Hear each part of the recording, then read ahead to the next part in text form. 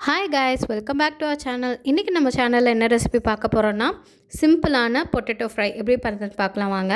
அது செய்கிறதுக்கு நான் இன்றைக்கி 4 பெரிய சைஸ் உருளைக்கிழங்கு வேக வச்சு கட் பண்ணி எடுத்து வச்சுருக்கேன். இப்போ தேவையான இன்க்ரீடியன்ட்ஸ் என்னென்னு பார்த்தரலாம் வாங்க. நான் இன்றைக்கி ஒரு மீடியம் சைஸ் வெங்காயம் கட் பண்ணி வச்சுருக்கேன், 2 பச்சை மிளகா, அப்புறம் கொஞ்சோண்டு கருவேப்பிலை, ஒரு 8லேருந்து 10 பல் பூண்டை நல்லா இடித்து வச்சுருக்கேன், தேவையான அளவு மிளகாய்த்தூள், அப்புறம் உப்பு. இப்போ இது செய்கிறதுக்கு ஒரு பேனை ஹீட் பண்ணிக்கலாம்.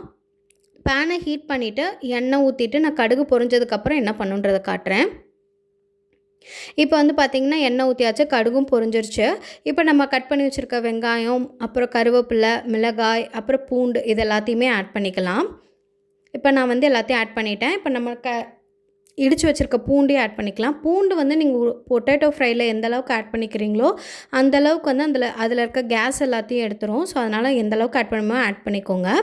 இப்போ இதை நல்லா வதங்கட்டும். இதில் இருக்க பச்சை வாசனைலாம் போய் நல்லா வதங்கினதுக்கப்புறம் என்ன பண்ணுறதுன்னு காட்டுறேன்.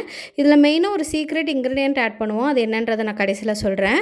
இப்போ இது நல்லா வதங்கிருச்சு. இப்போ நம்ம காரத்துக்கு ஏற்ற மாதிரி மிளகாய் தூள் ஆட் பண்ணிக்கலாம். இப்போ சீக்ரெட் இன்க்ரீடியன்ட் என்னென்னா சாம்பார் தூள். நீங்கள் என்ன பிராண்ட் யூஸ் பண்ணாலும் சரி, வீட்டில் அரைச்சதாக இருந்தாலும் சரி, சாம்பார் தூள் நான் இப்போ 4 உருளைக்கிழங்கு எடுத்திருக்கேன், அதுக்கு நான் 1/2 டீஸ்பூன் ஆட் பண்ணிக்கிறேன். ஆட் பண்ணிவிட்டு நல்லா அந்த பச்சை வாசனை போகிற அளவுக்கு வதக்கிக்கோங்க. வதக்கினதுக்கு அப்புறமேட்டு உருளைக்கிழங்கு ஆட் பண்ணிக்கலாம். சாம்பார் தூள் உண்மையாலுமே டேஸ்ட்டை எலிவேட் பண்ணி கொடுக்கும். உங்களுக்கு சாம்பார் தூள் பிடிக்காதுன்னா நீங்கள் மிளகாய் தூளோட விட்டுருங்க.